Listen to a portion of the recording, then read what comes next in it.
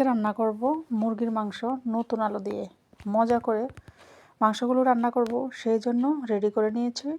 এখন ফ্রাই প্যানে তেল দিয়ে দিয়েছি। তেলটা গরম হলে দিয়েছি গরম মশলা। গরম মশলাটা দেওয়ার পরে দিলাম পেঁয়াজ কুচি। 1 কাপ পরিমাণ পেঁয়াজ কুচি দিয়ে পেঁয়াজগুলোকে নেড়ে ছেড়ে ভেজে নিচ্ছি। হালকা বাদামি হয়ে আসলে দিয়ে দিব আদা রসুনের বাটা। আদা রসুন দিয়ে দিলাম, নেড়ে ছেড়ে কিছুক্ষণ।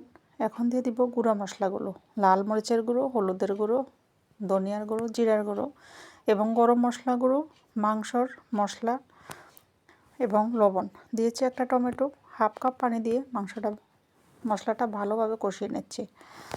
এই তো সুন্দর করে কষানো হয়ে গেছে। এখন মাংসগুলো দিয়ে দিচ্ছি। মাংসগুলো দিয়ে উল্টে পাল্টে এভাবে মশলার সাথে মিশিয়ে আমি ঢাকনা দিয়ে ঢেকে রেখেছি। এই তো কিছুক্ষণ পর পর নেড়ে ছেড়ে দিতে হবে। নেড়ে ছেড়ে আমি ভালোভাবে মাংসগুলো কষিয়ে নিচ্ছি। যত ভালো মাংস কষানো যাবে ততই টেস্ট ভালো আসবে। এখন এই তো কষানোর সাথেই আমি কয়েকটা কাঁচামরিচ দিয়ে দিয়েছি। কাঁচামরিচ এবং যে আলুগুলো কেটে রেখেছি বড় বড় টুকরো করে, সেই আলুগুলো দিয়ে দিয়েছি। এখন আবারও আমি আলু দেওয়ার পরে আরেকটু কষিয়ে নিব। কষানো হয়ে গেলে দিয়ে দিব ঝোলের জন্য পানি।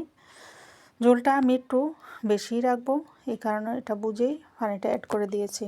এই তো আমার মাংসগুলো ভালোই রান্না শেষ হয়ে গেছে। এখন জিরা গুঁড়ো দিয়ে নামিয়ে ফেলবো। কেমন হয়েছে